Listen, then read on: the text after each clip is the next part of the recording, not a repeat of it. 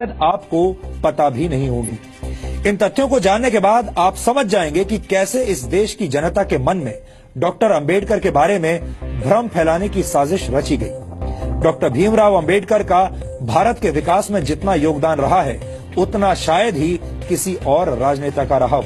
एक अर्थशास्त्री, समाजशास्त्री, शिक्षाविद और कानून के जानकार के तौर पर अंबेडकर ने आधुनिक भारत की नींव रखी थी और देश उनके इस योगदान को लेकर आज भी जागरूक नहीं है।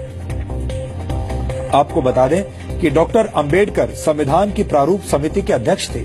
उन पर आधुनिक भारत का संविधान बनाने की जिम्मेदारी थी और उन्होंने ऐसे संविधान की रचना की जिसकी नजरों में सभी नागरिक एक समान हो, जो धर्मनिरपेक्ष हो और जिस पर देश के सभी नागरिक विश्वास करें।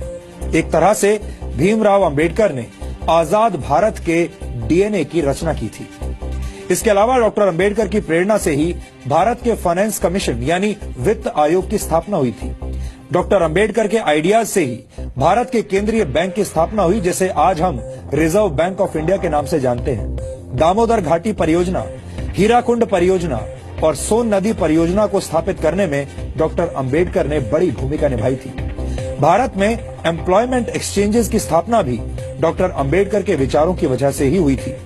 भारत में पानी और बिजली के ग्रिड सिस्टम की स्थापना में भी डॉक्टर अंबेडकर का अहम योगदान माना जाता है। भारत को एक स्वतंत्र चुनाव आयोग भी डॉक्टर भीमराव अंबेडकर की ही देन है। ये वो योगदान है जिन्हें आजादी के बाद की तमाम सरकारों ने हमेशा ही अनदेखा किया है। यानी योजनाएं और विचार अंबेडकर के थे, लेकिन उनका श्रेय दूसरे नेताओं ने लूटा। यहाँ हम आपको भारत के पहले प्रधानमंत्री पंडित जवाहरलाल नेहरू और डॉक्टर भीमराव अंबेडकर के बीच चले राजनीतिक शीत युद्ध यानी पॉलिटिकल कोल्ड वॉर के कुछ उदाहरण भी बताना चाहते हैं। डॉक्टर अंबेडकर जवाहरलाल नेहरू की सरकार में प्लानिंग का मंत्रालय चाहते थे, लेकिन नेहरू ने अंबेडकर को सिर्फ कानून मंत्रालय दिया, प्लानिंग मंत्रालय नहीं दिया।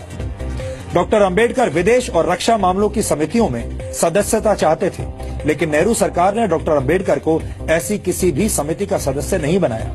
डॉक्टर अंबेडकर नेहरू सरकार की विदेश नीति से असहमत थे। डॉक्टर अंबेडकर हिंदुओं में सामाजिक अधिकार और महिलाओं को संपत्ति का अधिकार देने की बात करने वाले हिंदू कोड को समाज सुधार के लिए जरूरी मानते थे, लेकिन नेहरू सरकार ने अंबेडकर के मंत्री रहते हुए हिंदू कोड को स्वीकार नहीं किया। यहाँ तक कि डॉक्टर अंबेडकर को भारत रत्न सम्मान देने के लिए भी कोई पहल नहीं की गई। उनकी मौत के 34 वर्षों के बाद 1990 में वीपी सिंह सरकार ने उन्हें भारत रत्न से सम्मानित किया, जबकि कांग्रेस ने